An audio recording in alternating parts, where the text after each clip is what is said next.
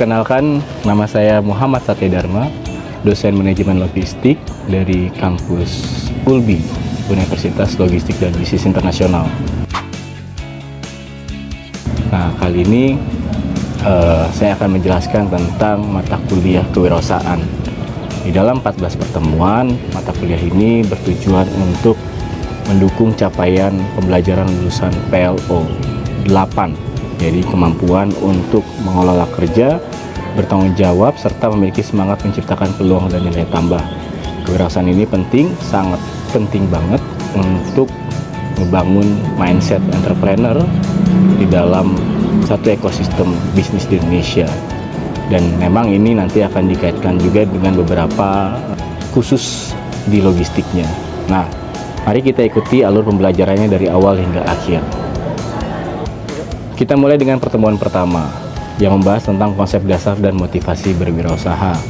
Di sini saya mengajak mahasiswa untuk memahami apa itu kewirausahaan dan pertanyaannya kenapa ini penting.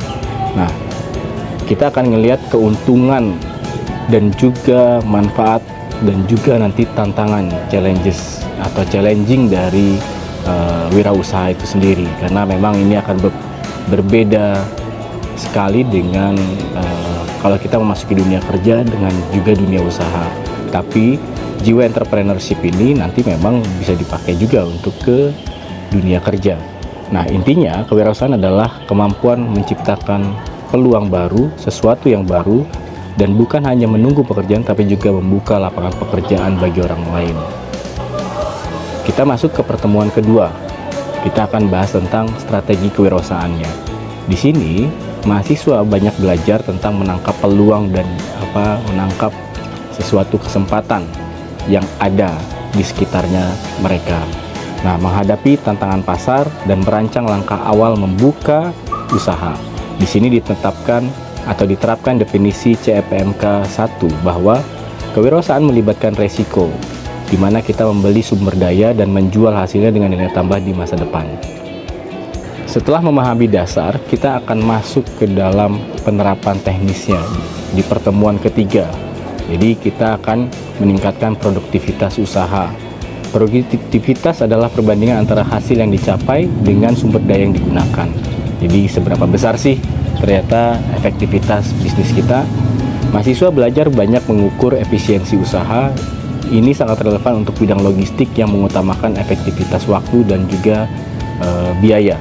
Jadi gimana kita cara nanti mengurangi biaya dan juga masalah kreativitas dan efektivitas untuk memperbesar value dari bisnis kita, atau artinya kalau misalnya bisnis berarti margin kita cukup besar karena memang semua cara kita itu tepat guna. Di pertemuan keempat kita bangun ide kreatif dan juga inovatif. Kenapa ini penting? Karena memang di dalam satu ekosistem bisnis, ekosistem usaha, dan kita menjadi wirausaha, anak-anak mahasiswa menjadi wirausaha memang penting banget, dan ini hal yang mutlak yang harus dibutuhkan. Creativity is the key, dan juga inovasi itu adalah satu bagian untuk mendisrupsi satu industri. Makanya memang creativity dan juga innovativeness ini sangat mutlak dipentingkan. Modal utama wirausaha bukan hanya uang, tapi keberanian berpikir yang berbeda. Dituntut untuk berani berpikir berbeda dari yang lain. Di sini dijelaskan di CPMK 2, kewirausahaan adalah penerapan kreativitas untuk memecah masalah sehari-hari dan mengubahnya menjadi peluang bisnis. Jadi memang erat kaitannya pada saat kita cari peluang, apa sih masalah di kehidupan sehari-hari, apa rutinitas masyarakat atau rutinitas customer sehari-hari, dan kita cari tuh apa yang bisa kita lakukan buat mereka, mempercepat atau memperkuat atau menambah value-value-nya. Lalu masuk ke dua alat analisis penting. Yang pertama kita akan pakai SWOT dan juga 5 force dari Porter atau 5 kekuatan Porter. Analisis SWOT mengidentifikasi kekuatan, kelemahan, dan juga peluang dan ancaman agar keputusan usaha jauh lebih terarah. Ini untuk membuat satu strategi yang memang punya daya tarik, punya daya ungkit dari creativity dan juga innovativeness. Pertemuan ke-6, analisis 5 kekuatan Porter, memahami posisi usaha di tengah persaingan industri. mulai dari pendatang baru, pemasok, pelanggan, hingga produk pengganti. Untuk menguji pemahaman, pertemuan ketujuh ini kita berisi studi kasus atau case study. Memang saya akan kasih beberapa case study untuk beberapa kelompok. Jadi kita pecah ke dalam beberapa kelompok agar mereka memahami. Dan case study ini untuk mengamati juga mereka hal-hal usaha yang sudah berjalan atau usaha-usaha nyata di lingkungan sekitar. Mengevaluasi kelebihan dan kekurangannya lalu memberikan saran pengembangannya. Setelah itu kita masuk ke materi sebelum ATS, asesmen tengah semester, atau yang biasa dikenal dengan UTS. Pada pertemuan ke-9 dan ke-11, fokusnya adalah model bisnis. Mahasiswa diperkenalkan berbagai model yang berlaku saat ini. B2C, B2B, C2C, dropshipping, hingga sistem langganan. Mereka juga belajar mengenai komponen bisnis, segmen pasar, nilai jual, sumber daya, hingga perhitungan biaya dan pendapatan. Di sini CPMK 3 dijalankan, melatih kemampuan menciptakan konsep yang baru dan berbeda yang sudah ada. Nah, di sini kita terapkan juga model bisnis namanya bisnis model kanvas. Bagaimana mereka bisa memetakan atau membuat satu mapping bisnis model, baik itu untuk orang lain atau untuk bisnis model dia. Dan memang di sini pada saat kita menjalankan namanya bisnis model kanvas, erat kaitannya bahwa kita akan ngerti bagaimana bisnis itu berjalan, baik itu dari sisi eksternal customer maupun dari internal pegawai kita atau tim kita, kemudian siapa supplier kita, sampai nanti akhirnya yang dari eksternal itu mendapatkan revenue stream, dan juga yang dari internal itu gimana struktur biaya. Jadi ini kalau misalnya kita ngelihat, mereka harus paham bahwa revenue stream didapatkan dari eksternal, yang itu dari channel, dari customer segment. Kita juga mengajari mahasiswa untuk memakai satu model bisnis namanya BMC, Business Model Canvas, yaitu satu alat untuk memapping bagaimana bisnis itu bisa berjalan. Jadi awal-awal kita minta mereka untuk memahami tentang bisnis model kanvas dan cara mengisinya tentunya dari awal yang paling benar. Jadi di situ ada beberapa bagian yang memang harus diisi, tapi pada dasarnya kita akan membagi itu antara eksternal sama internal. Yang eksternal itu bagaimana nanti sampai terakhir ke revenue stream, dan kemudian yang internal bagaimana itu supaya cost structure. Nah, si cost structure ini atau biaya, bagaimana kita bisa efisiensi, dan juga revenue stream bagaimana kita bisa nge-leverage. Nah, leverage revenue stream tergantung nanti bagaimana kita akan tahu siapa yang akan kita layani, dan juga pada saat kita efisiensi biaya, yaitu yang di struktur biaya, bagaimana mereka supaya mengeluarkan biaya yang rendah-rendahnya, karena memang resiko itu memang harus di-manage kalau di dalam bisnis. Masuk ke tahap lanjutan, pertemuan 12 hingga 14 kita akan ngebahas tentang detailnya manajemen pemasaran. Di sini mahasiswa belajar merencanakan, mengatur dan mengendalikan strategi pemasaran agar produk dan jasa yang dikenal dan diterima konsumen. Jadi dalam pemasaran memang kita lebih fokus adalah knowing the market. Jadi mereka harus tahu siapa marketnya.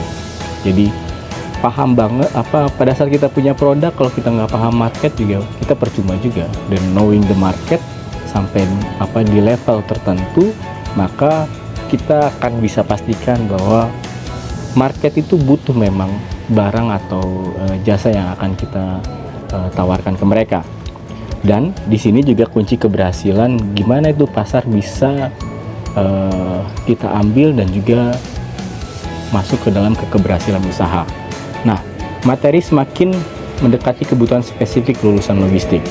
Jadi masuk ke kegiatan ekspor dan impor. Bagaimana kita paham alur barang antara negara, aturan kepabeanan dan dampak bagi pertumbuhan usaha. Dan bagaimana juga nanti kita akan kerjasama sama misalnya license dari luar, misalnya contoh Starbucks masuk ke kita lewat MAP. Bagaimana Dunkin Donut masuk ke kita, bagaimana Krispy Kreme masuk ke kita, bagaimana KFC atau McDonald masuk ke kita, dan bagaimana juga misalnya kita bisa membuat license untuk keluar, seperti misalnya kopi kenangan ada di luar negeri misalnya. Dan itu bagaimana kita bisa melihat peluang di negara kita sendiri dan juga di negaranya mereka. Ataupun bagian ekspor dan impor, bisnis ekspor dan impor, bagaimana kita memasok bahan baku atau bahan setengah jadi ataupun bahan jadi ke negara lain. Dan ataupun kita akan memasok bahan setengah jadi atau bahan jadi untuk kita distribusikan ke seluruh negara Indonesia. Dan memang marketnya, kita ngeliat market yang cocok sama kita. Kemudian manajemen operasional, mulai dari desain produk, pengendalian kualitas, dan juga sistem persediaan, hingga penerapan lean thinking dan supply chain management. Ini kita bahas, tapi memang tidak terlalu detail, karena nanti pada detailnya ada mata kuliah tersendiri. Nah, semua materi ini disusun agar mahasiswa tidak hanya memahami teori, tapi juga bisa menerapkan pada skala kecil maupun nanti untuk usaha secara besar. Dalam RPS ini, pencapaian mahasiswa diukur secara jelas dan terstruktur. CPMK 1, konsep dan resiko usaha, dinilai melalui aktivitas akhir atau UAS atau AAS kalau misalnya kita dengan bobot 40%. CPMK 2, kreativitas dan analisis, dinilai melalui tugas bobotnya 30%. CPMK 3, penciptaan konsep baru, dinilai melalui ATS atau UTS, bobotnya sekitar 30%. Setiap tugas dan ujian dirancang menguji apa yang sudah dipelajari, mulai dari menyusun satu ulasan usaha atau satu rencana bisnis, merancang ide bisnis, sehingga membuat analisis SWOT dan juga BMC secara lengkap. Semua disesuaikan dengan standar kelulusan mata kuliah yang ditetapkan minimal 85,50. Demikianlah alur lengkap pembelajaran mata kuliah kewirausahaan dan dari pertemuan 1 hingga ke-14. Jadi RPS ini disusun dengan referensi yang memadai, mulai dari textbook, karya, jurnal-jurnal atau artikel ilmiah, sehingga tetap relevan dan mutakhir, dan juga case-case tadi yang terbaru. Semua rangkaian ini bertujuan memastikan mahasiswa lulus dengan bekal pengetahuan dan juga keterampilan wirausaha yang selaras dengan kebutuhan dunia kerja dan juga di industri logistik. Semoga video ini menjadi referensi yang bermanfaat untuk kelengkapan dokumen pengurusan sertifikasi dosen. Terima kasih telah menyimak. Sampai jumpa di pembahasan berikutnya. Saya Muhammad Roma, dosen manajemen logistik di kampus Ulbi Universitas Logistik dan Bisnis Internasional, mengucapkan terima kasih sudah menonton. Selamat siang. Wassalamualaikum warahmatullahi wabarakatuh.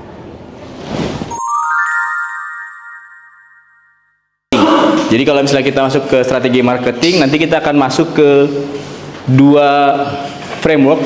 Yang pertama adalah PDB analisis, dan juga yang berikutnya adalah 4P. Jadi kalau buat yang ngambil pemasaran udah pasti pernah ngegunain. Jadi yang belum ngambil mungkin lebih memperhatikan. Tapi kalau yang udah ngambil mungkin cuma ngingetin doang. Yang kita akan masuk ke PDB analisis. Nah, PDB analisis ini memang kita saling berkaitan antara positioning, differentiation, sama juga branding. Jadi ini nggak bisa kita lewatin. Contoh misalnya, kalau kita ngomongin positioning, berarti itu komitmen kita atau janji kita ke market, dikuatkan oleh differentiation kita. Jadi kita akan nyari bedanya sama kompetitor, tapi bedanya yang sesuai sama positioning. Jadi nggak bisa kita nyari bedanya tapi yang nggak sesuai sama positioning. Jadi kalau positioning kita misalnya restoran cepat saji, berarti kalau kita ngomongin cepat saji berarti dia harus cepat dan tepat. Yang penting cepat dulu karena dia masuk ke fast food. Nah, differentiationnya apa? Misalnya kamu kayak sama KFC waktu bikin sop ya, sop bening lah. Dan itu yang tidak ada di McDonald. Atau pas satu kita bikin bisnis brand baru, positioningnya sama, cepat saji juga kayak yang dilakukan sama Jatinangor House. Dia bikin sama banget, hampir sama kayak McD, ditambah bukan jukut, kailan goreng. Yang ngebedain dia sama McD adalah kailan gorengnya. Dan diferensiasinya diterima sama market. Karena memang kita suka namanya jukut goreng, kol goreng, kailan goreng. Nanti ditambah apa brandnya. Brandnya memang yang akan dia akan diperkuat oleh dua ini nih, positioning sama branding, sama differentiation. Si brandnya harus kuat. Kuatnya kenapa? Nanti kita ngomongin masalah logonya. Karena itu ngomongin identitasnya. Masalah simbolnya, masalah namanya, mereknya. Nanti kan ngejaga citranya itu supaya tetap kuat di industri fast foodnya. Jadi yang pertama kan kita bahas adalah konsep dasar Positioning, ya kita bikin persepsi tertentu seperti kayak mereka sudah pernah transaksi sama kita, seperti mereka udah punya experience sama kita. Makanya nanti kan teknisnya kita akan buatkan kayak iklan, ya kan, kayak apa, video, kayak bentuknya storytelling, supaya mereka sama kayak kalau iklannya Dufan, wah histeris, ya kan, happy dan lain-lain. Walaupun kita belum pernah ke sana, tapi pas waktu kita ke sana, kita belum ke sana, tapi kita udah merasakan seperti apa kegembiraan kalau kita ke Dufan, dan itu narik orang yang belum pernah transaksi sama kita. Nah, sama di positioning juga, kita akan ngebuat janji-janji, kita akan membuat komitmen, tapi harus hati-hati. Komitmen ini nggak boleh over promise under delivery. Lebih ke promise-nya yang nggak boleh bawah juga, dan nggak boleh nggak ada janji juga. Setiap brand harus menjanjikan sesuatu. Kalau nggak ada janji, ya orang nggak mau transaksi sama kita, orang nggak mau komitmen sama kita. Tapi janjinya harus di level yang memang kita pasti akan bisa deliver. Contoh misal, kalau kita ngomong misalnya kita punya bisnis ini murah, hemat kayak kalau swalayan tuh belanja hemat, berarti udah harus tahu dong di situ sering diskon. Karena kalau ngomongin hemat, identiknya sama harus banyak diskon. Jadi orang punya tabungan uang yang banyak tuh. Sama kayak kalau kita ngomongin Yogya Supermarket atau Gria, dia selalu dapat diskon 1%. Jadi mau apapun, pokoknya yang lain beberapa produk udah diskon, tapi pas waktu dia pakai kartu Yogya, dia pasti dapat diskon ditambah door price-nya. Jadi suka dikasih kartu, kemudian ditukar atau dimasukin nanti door price. Tapi intinya kalau kita ngomongin swalayan, berarti ngomonginnya emang komoditas, dan pada saat kita market beli, dibikinlah murah, yaitu harus diskon setiap hari. Contoh kayak Superindo, parkirnya free. Tapi kalau Riau Junction beda lagi, walaupun grupnya Yogya, karena dia nggak ngomongin murah, tapi dia ngomongin barang fresh, impor, dan terlengkap. Maka harganya jauh lebih mahal daripada grupnya dia, Yogya sama Gria ataupun Yomart. Tergantung nanti positioningnya apa. Jadi kalau orang udah ke Riau Junction, ke Junction, misalnya grupnya Yogya, kan ada Riau Junction sama Junction 8. Pada saat ke sana, barang impornya harus ada, dan barang-barang yang barang-barang yang tidak halal juga harus ada. Kenapa? Karena dia menjanjikan barang impor.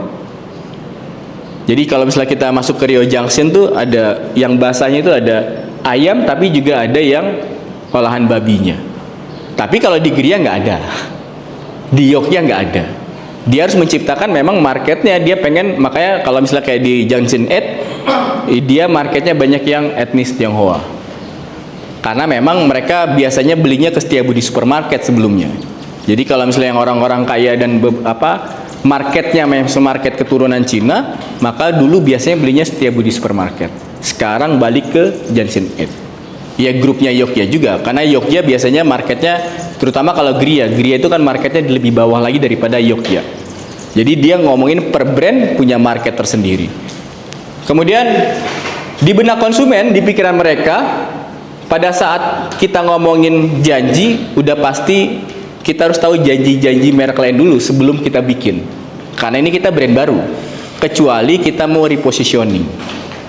Kalau kita mau repositioning berarti brand kita udah masuk, tapi ternyata positioning kita nggak catchy nih di customer nih, di market. Maka harus repositioning. Positioning saya udah sama kayak kompetitor lain lah. Udah nggak bisa kelihatan lagi, yang lain udah ngomongin hemat banyak juga, maka kita harus buat lagi. Apa nih contohnya nih? Kita ngomongin misalnya, yang lain udah banyak ngomongin hemat banyak, kita juga tadinya hemat banyak. Repositioning, kita ngomong hemat dan berhadiah. Berarti door price-nya atau undiannya diperbanyak, supaya ekspektasi customer pas waktu beli di kita, mereka nanti bisa dapat mobil, dapat motor, dapat handphone, belanja sekaligus berhadiah. Maka di situ sebutnya hemat dan menangkan hadiahnya. Misal Jadi kalau orang lain udah ngomong hemat banyak, kita ngomonginnya repositioning, hemat dan berhadiah. Itu contoh positioning. Tapi janjinya harus ditepatin. Undiannya harus transparan. Di jam berapa, hari apa, dan diumumkan ke customer. Nggak bisa kalau ternyata nggak ada pengambilan undiannya. Ya bohong. Kalau bohong, sekali bohong orang udah tahu bohong, ya udah nggak dipercaya lagi. Yang berhadiahnya bohong nih, hematnya bener, berhadiahnya bohong. Maka kalau janji memang nggak boleh banyak-banyak, tapi janji juga nggak boleh sama sekali tidak berjanji. Sesuai dengan kapasitas kita, bisa kita deliver atau enggak. Sekarang diferensiasi. Adanya diferensiasi diharuskan karena adanya positioning. Jadi positioning kita apa dulu? Baru nanti dia akan diperkuat sama differentiation. Patokannya di positioning, nggak bisa. Makanya kalau kita bikin diferensiasi tanpa patokan positioning nanti berbeda, akan kelihatan. Nah, strategi diferensiasi ini yang penting fokusnya adalah unik tapi bukan aneh. Jadi kita bisa ngomong ini unik tapi bukan aneh.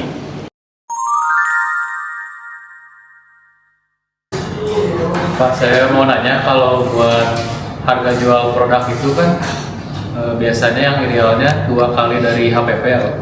Nah itu tuh bagusnya kira-kira berapa? Masuk ke 2 kali HPP itu memang masuknya cost base, tapi bukan 2 kali HPP.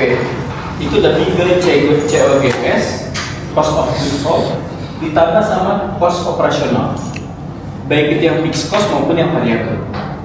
Jadi yang fixed cost itu kayak tadi, contoh misalnya kalau kamu ada namanya pengeluaran tetap. Kayak kalau kamu kuliah itu pengeluaran tetap kamu apa? Makan, nggak mungkin berubah. Bensin, kosan. Tapi ada yang tadinya tetap bisa kamu variabelkan, bisa divariabelkan. Kamu jadi nggak ngekos. Kamu nginep di tempat teman dan lain, terus nanti sekali-kali kamu ngekos yang harian. Sama kayak tadi. Pas waktu tadinya kamu biasanya kalau office itu harus ada di building, kamu ganti ke co-working space, nyewanya juga nggak bulanan, bahkan harian atau per meja atau jam-jaman. Kalau pun ada meeting, kamu nggak usah punya ruang meeting, kamu tinggal nyewa meeting di co-working space. Jadi dibikin variabel. Nah, di dalam bisnis itu pasti ada yang fixed cost. Variabel itu misalnya contoh kalau di kafe kayak internet, ya udah ada fixed costnya, ada biaya sewanya, ada biaya tenaga kerja. Nah, kayak sekarang biaya tenaga kerja itu tadinya fixed cost, tapi sekarang banyak yang orang variable cost kan. Ada namanya daily worker, casual, part time. Ya kayak di tempat saya, banyak banget yang casual. Supaya apa? Pada saat industrinya lagi drop, kita kan nggak usah kena fix. Kita kena variable kan. Ya udah, tinggal kurangin lagi. Jadi nggak ada biaya yang tetap. Jadi kalau misalnya ternyata produksi kita satu, variabel costnya juga turun. Kalau dia banyak yang fix, mau 1 mau 100, dia tetap di sini. Dan fixnya itu biasanya sampai di kuota berapa? Kuota quantity berapa? Jadi intinya pas waktu kita ngomongin 2 kali HPP, bisa benar, bisa nggak benar, tergantung dari cost kita. Cost of goods sold, dari barang itu dibuat, dari mulai produksi, dari mulai beli bahan baku sampai terakhir itu berapa, satu produk itu berapa, costnya, sampai ditambah yang bukan produknya, yaitulah cost jualannya dan juga fixed cost atau variabel. Baru ditambah marginnya. Marginnya standar mau berapa? Mau 20%, mau 15%, atau mau 30%. Itu kan tergantung dari marketingnya nanti. Kalau marketingnya makin bagus, kamu bisa bikin persepsinya bagus, ya menjual. Jadi Pak mau bertanya mengenai strategi untuk menjual produk jadul di era zaman sekarang tuh, untuk seperti contohnya kayak mochi kacang. Kan mochi kacang sendiri tuh kan kalau di era sekarang tuh banyaknya yang kayak dari fufu dan segala macam, dan tapi bagaimana mempertahankan penjualan si mochi kacang itu di era sekarang, karena untuk menurunkan harga kayaknya sulit ya, apalagi dengan harga bahan baku yang sekarang naik. Dan Eh, dan menawarkan ke customernya untuk pemasarannya seperti apa. Nah itu bagus. Maka dia gak akan ngomongin masalah harga murah atau enggak. Tapi kalau ternyata itu jadi komoditas, mochi kacang itu ternyata jadi komoditas, maka dia nggak bisa. Asal kamu di shifting dikit bahwa produk kamu ternyata bisa jadi oleh-oleh. Kalau udah jadi oleh-oleh kayak bolu susu Lembang ya kan, brownies panggang, itu kalau udah ngomongin oleh-oleh, orang udah nggak masuk ke price sensitif masalah harga itu, karena ngomongnya oleh-oleh. Beda-beda harga itu boleh langsung bisa dinaikin, sama kayak apa? Bukan bolu susu Lembang, cheese cuit. Tapi kalau dia bermain di produk apa, bermain di market lokal, Sukabuminya untuk market lokal, apa mochinya untuk market lokal, maka sensitif sama harga. Tapi kalau di shifting ke oleh-oleh, tapi kalau ternyata mochi itu di general hanya komoditas, permainnya juga harganya mulai sama dengan wah itu kan harga jadi oleh-oleh, jangan main di sini. Tapi ada beberapa juga produk yang nggak bisa main di value masalahnya. Kayak geprek gitu ya susah main di value. Tapi kalau dia mau ngomongin fried chicken, mungkin bisa. Gitu. Nanti kamu bikin semua kelas, bikin konten, entah konten apa terserah Gema itu ya, terserah ketua kelasnya. Nanti akan saya share sih PDF untuk dimasukin ke produk. Dan pesan saya jangan lupa produk akhirnya yang bagus ya, karena nanti kita ketemu di UAS sekitar tanggal 20-an.